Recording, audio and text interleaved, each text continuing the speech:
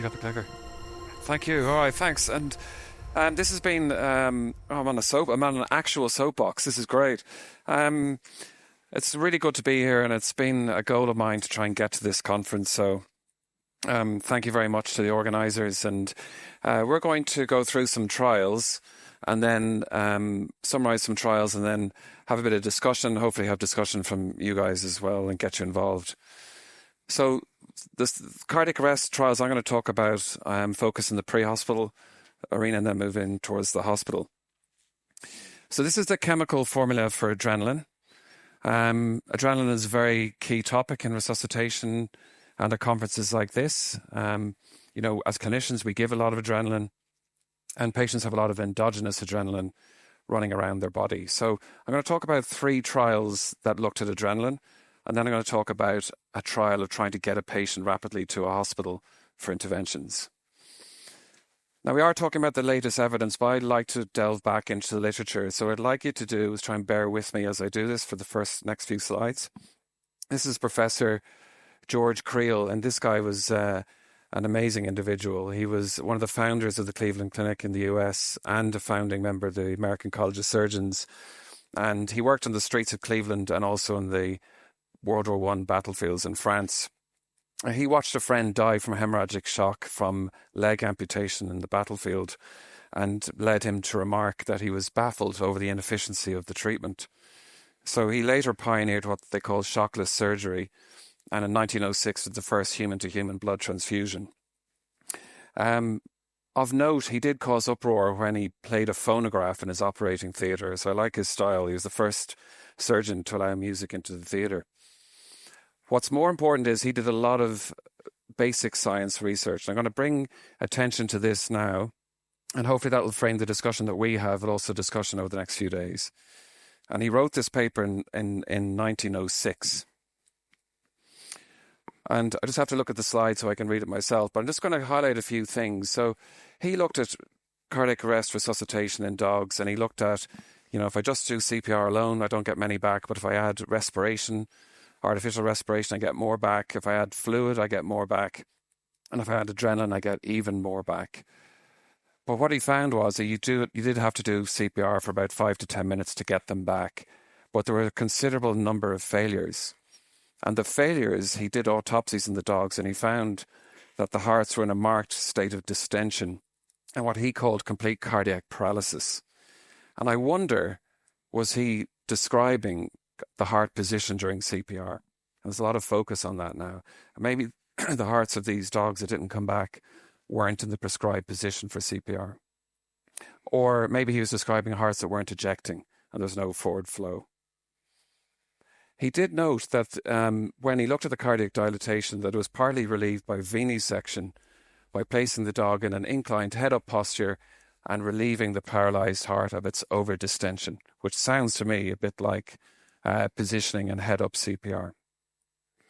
He looked at these 3 researchers, Ringers and Solomon, and he looked at, he remarked what they did, which was they would excise a heart from a dog. So the dog's arrested, take the heart out, but you could make it beat again if you actually subjected the coronary arteries to a significant pressure with any circulating medium. It didn't seem to matter what you did so long as you had a driving pressure going through the coronaries. And he felt that was a physical factor of increased pressure that led to the heart starting again. And he said that the basic problem then in resuscitation seems to us to be that of securing by means of some infusion a coronary pressure approximately amounting to 30 or 40 millimeters of mercury. Now, we are discussing this a lot in resuscitation science, and he described this in 1906. Then let's look at adrenaline, because I'm going to talk about adrenaline. And we all know the effect of adrenaline. It squeezes the vessels, increases the pressure. And he said that introducing adrenaline into the venous circulation, while easy and practical, I'm not sure about that, and we'll talk about that in a sec, had the following disadvantage. The adrenaline first came in contact with the vessels that had the least power of influencing blood pressure, as in the venous side. So obviously the blood had to go back to the right heart, round to the lungs, back to the left heart, and then into the aorta. And if you have cardiac paralysis, as he called it, or distension, you're not going to have any effect of adrenaline. And he used a term which I think is a good term, and I think it's a term we should probably use and discuss. So he said that there's an accumulation of solution and blood in the paralyzed dilated heart, and in some ways it was defeating resuscitation. And we talk a lot about achieving ROSC and achieving outcomes and achieving resuscitation, but I think we should probably start to reframe on what we are doing, maybe defeating resuscitation. And in some ways, by doing chest compressions in the standard position, we may actually be defeating the purpose or giving adrenaline on the venous side. So he talked about giving adrenaline into the arterial side, and he actually, with these animals, would put a catheter up through the femoral artery and inject adrenaline retrograde back to the aorta and got immediate cardiac activity. And what he's talking about there is perfusing pressure down the coronaries. And how can we do that in 2025? Should we be putting some retrograde adrenaline through a SAP catheter or through ECMO or through Reboa? Having said all that, he said the limitations of the method soon appeared, and he talked about ante-mortem clotting, overdistension of the heart, later failure of the heart circulation and respiration, and then imperfect recovery of the brain.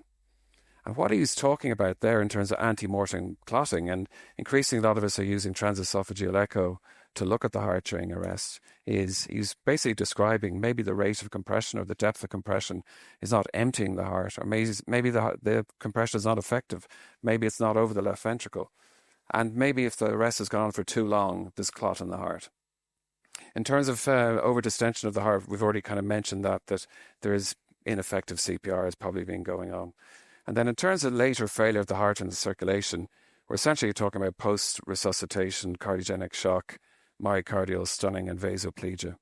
But the recovery of the brain, it's incredible that, in 1906, he's describing in animals that, you could get the heart and lungs back and organs back, but if the resuscitation went on for longer than 20 minutes, you're going to end up in a dog that did not regain consciousness, and that is the same with humans in 2025. So if George Crile was standing here today, I think he would hope that we've solved the problem and we've solved all the issues that he noticed in 1906. But I think when it comes to adrenaline in cardiac arrest, Houston, we still have a problem.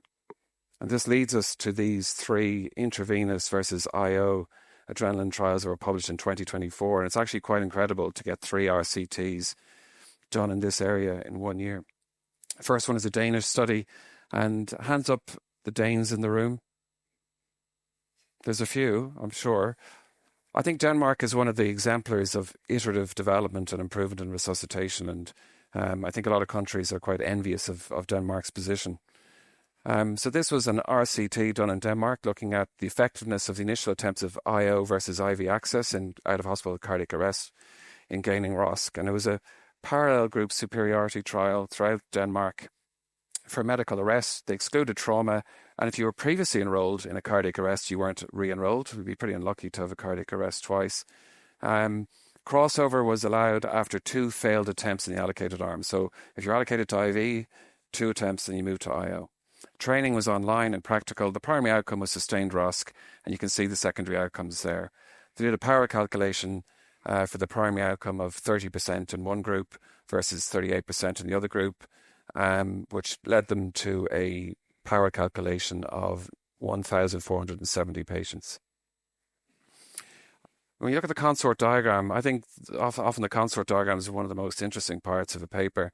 You can see that of the 4,600 that were looked at, 600 already had functional vascular access. We'll discuss this in a minute. So they were eligible, but they already had vascular access before enrollment. All right, so if you look at the demographics, we'll just whiz through these. So most arrests happened at home. 42% were unwitnessed. The bystander CPR rate is 84%. It's very high, and it's something Australia could only would be very envious of. About 22% were shockable, and then in terms of presumed cause, it was unknown in 2/3 of the cases, which is not unusual. All right, let's look at the successful vascular access on first attempt. So with IO, it was 85%, and IV, 61%. Then when you get to first or second attempt, it gets up to 92% with IO versus 80%. What I want you to focus on is not necessarily that, but the time to adrenaline. And often adrenaline gets a bad name in resuscitation, but let's look at the time it took. So the median time to successful vascular access was 14 minutes in both groups, and to the first dose of adrenaline is 15 minutes. I remember what George Crile said about how these animals do or don't recover based on duration of resuscitation. So you've got first dose adrenaline 15 minutes. Is it going to have the desired effect and to have a heart that will actually beat and a good outcome? Okay, so successful vascular access in first attempt was 91% in IO and 63% with IV. In terms of the primary outcome, there was no difference. So they had 30% with sustained ROSC in IO and 29% in IV, and no difference in 30-day survival or any other sub-analysis secondary outcomes. So overall survival at 30 days was 12% and 10%. So interestingly, they did look at humerus versus tibial, and they split them evenly as assigned. First or second attempt with humerus was 90% versus 93% tibial. ROSC the same. They did a CT scan, which I think is quite an interesting part of this paper, on 32 humeral IOs and 35 tibials, and it's in the correct position in 71% of humeral IOs, which is interesting, and 100% at tibial. And the IO was bent in half the humeral insertions. So success a bit lower, and being bent 50%. So my kind of reflections on this paper is, we talked about we're looking at IV versus IO, but actually what we're talking about is time to adrenaline and cardiac arrest, and it's quite a long period of time. So will the adrenaline be affected irrespective of the route? We're not sure from this paper what the transport rate was to hospital, how many were brought to hospital. It's not clear how many got mechanical CPR. And the other group is this already had vascular access group who weren't enrolled.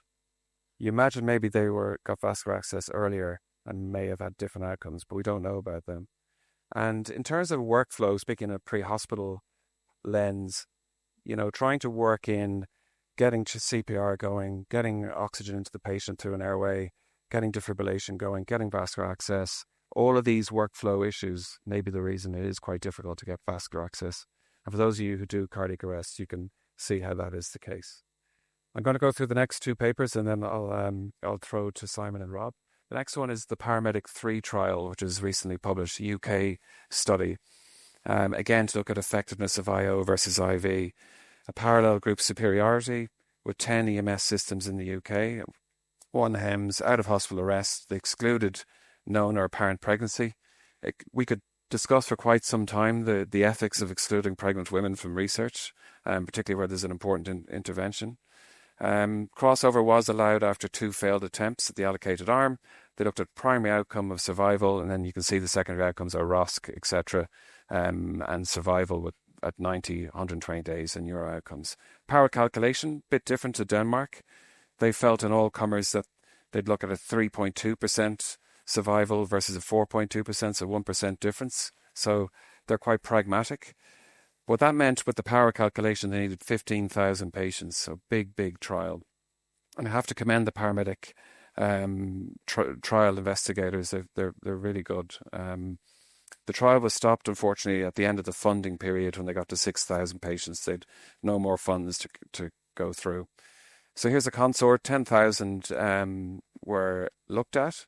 3,900 had existing vascular access, so they were excluded. And then you come down, you get 3,000 in each arm. Of interest, you can see the crossover. So 13% of the IV allocated crossed over to IO. So difficulty getting an IV, crossed over to IO. And only 4% in the IO group crossed over.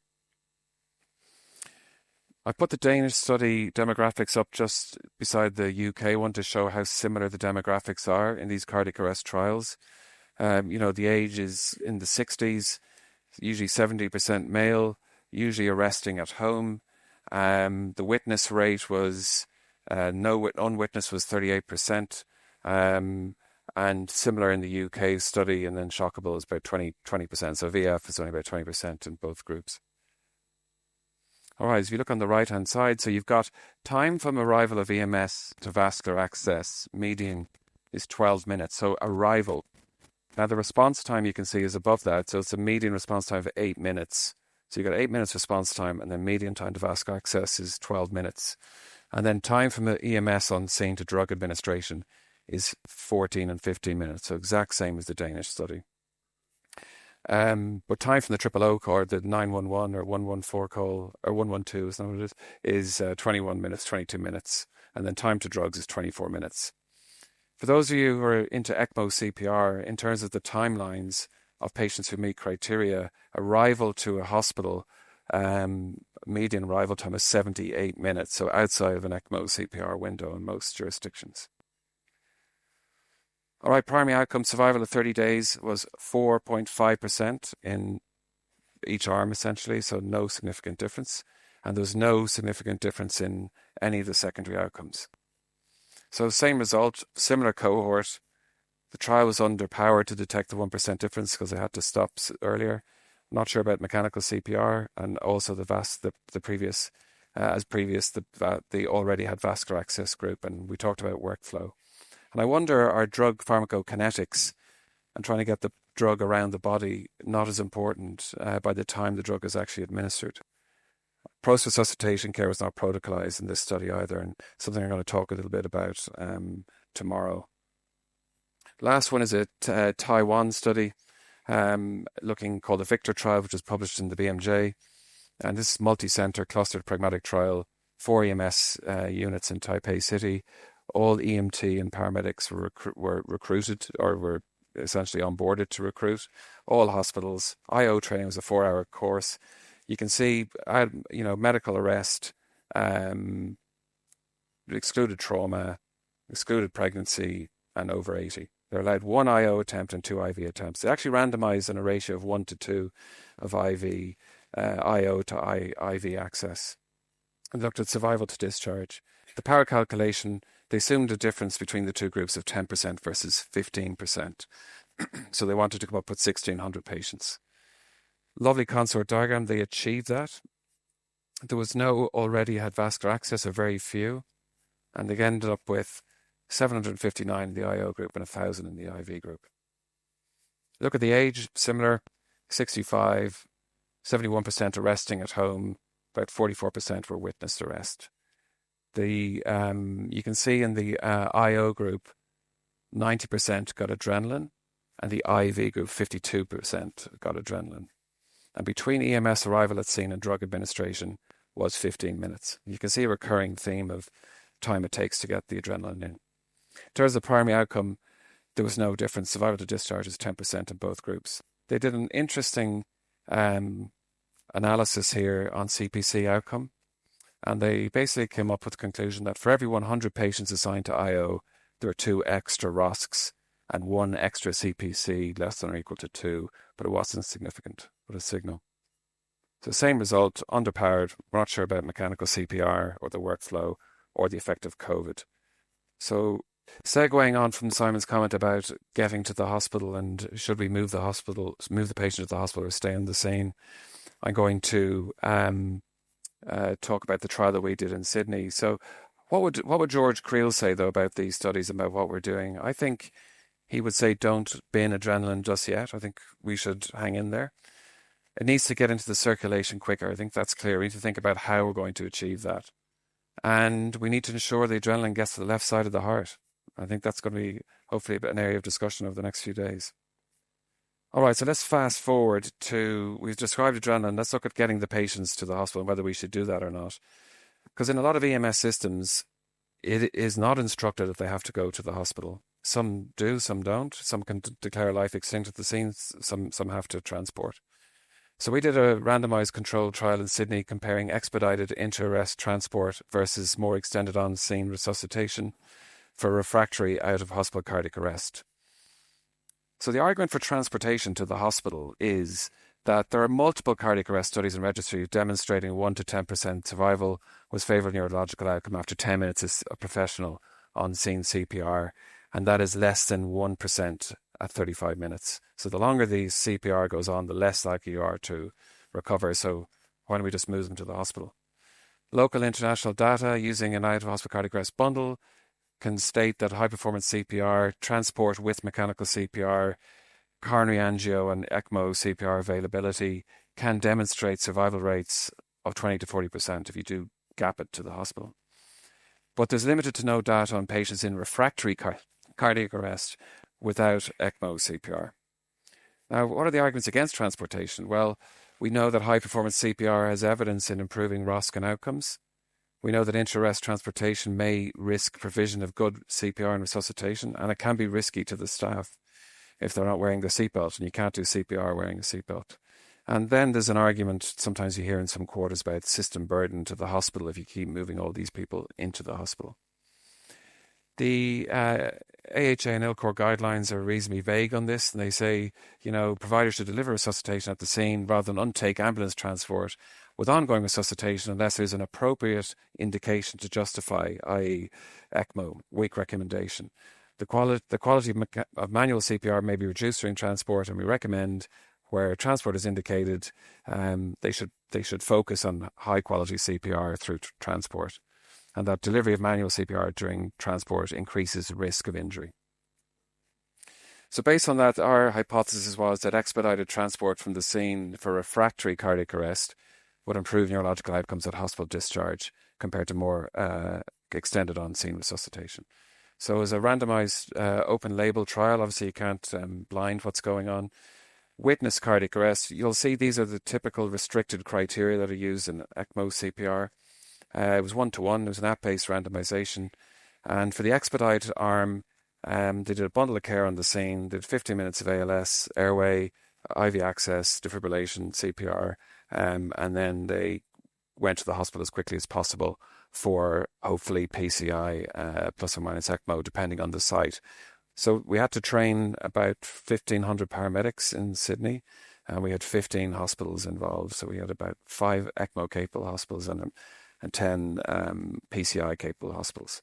The primary outcome was survival with a neurological outcome of a CPC of 1 or 2 at discharge, and a range of secondary outcomes. So we did actually adjust the power calculation with the DSMB as we went along. We assumed a standard arm survival of 10%, and we assumed an expedited survival of 25%, which led us to a power calculation of 200 patients, attention to treat analysis, and we had some pre-planned subgroups. So the paramedics would check the criteria. They'd have mechanical CPR. They would make sure they met the criteria. We also included PEA with end tidal of over 10. And they would check the time on arrival to the hospital. They pre-notified the hospital. And if the needle to skin for the procedure, be that ECMO or cath lab, could be achieved in under an hour, then they went to that. We are pragmatic in the enrollment in that, you can't say to paramedics, if you could just recruit from 7 to 5, Monday to Friday, that'd be great. We had to do the 24/7 recruitment. We were pragmatic with the hospitals, and we could talk about that, where we said, look, between business hours, Monday to Friday, if they arrive in with these criteria, take them to the cath lab with mechanical CPR ongoing if it's cath lab only hospital, or attempt ECMO if it's ECMO hospital. Or they got treated as standard of care depending on the time of day. So this is the flow chart is for patients without ROSC. So none of these patients had ROSC. So if they got ROSC on arrival, then local processes were followed. Those with ROSC, then ideally would go for early angiography. This is what happened at the PCI only hospitals. So we talked about that. So go to the cath lab if were refractory VF, PEA with ROSC, or in PEA, we didn't mandate they go to the cath lab because obviously there's other diagnosis. All right, so who are the participants? Again, 82% male. You can see there that, they have comorbidities, and 60% of them occurred in their home residence rather than in a public place.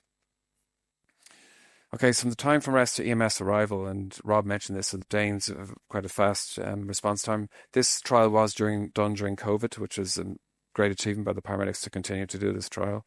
But as a 10-minute response time, ROSC present on leaving the scene was about 3%. It was 30% in the expedite and 43% in the standard. So we did not mandate that the standard patients had to stay. Within the existing protocols, the paramedics can elect to transport the patients, and in fact they transported a lot of the standard arm towards the hospital. Randomization to scene departure was 24 minutes in the standard arm and 15 minutes in the expedite arm. So there was a time separation. You could argue it's not a significant period of time, but it is, 9 minutes difference between the two groups. And the total time on the scene was 36 minutes in the standard arm versus 26 in the other arm. And they essentially nearly all went to the hospital.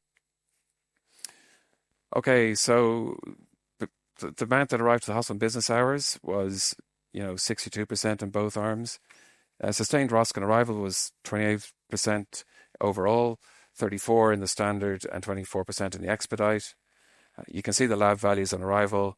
The usual pH 6.9, lactate of 11. So quite obviously refractory cardiac arrest cohort. There was going to be a separate paper about the ECPR subgroup because I know that'll be asked, so I put it up here. So of the total of 200 patients, 16 patients had ECMO CPR attempted. And most of the most common reason that they didn't get an ECMO attempt was the time. They arrived too late. So there was 7 in the expedite and 5 in the standard arm were attempted. 12 were put on ECMO. There's a mean cannulation time of 18 minutes. And the mean time from arrest to ECMO flow was 80 minutes, so 80 minutes. So out of 200 patients, 12 patients ended up on ECMO. Survival with CPC 1 or 2 was 16% in standard and 15% in expedite, so no difference. There's no difference in secondary outcomes.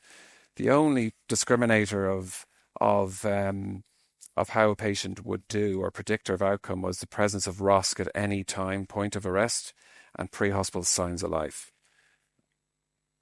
So we think the strength of the study was no other randomized study concentrating on the deliberate strategy of trying to expedite to the hospital versus standard stay on the scene.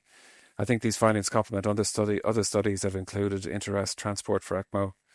It was pragmatically designed in an established cardiac arrest system with real-world implications and limitations, and it provides some confidence that either strategy is okay. There was the same outcome kind of in both groups, so you could argue you could elect to stay on the scene or go to the hospital. There's quite a few limitations to the time of the day stuff. But that's a reality in our system in Australia. It'd be good to hear from your system whether you have 24/7 access to that.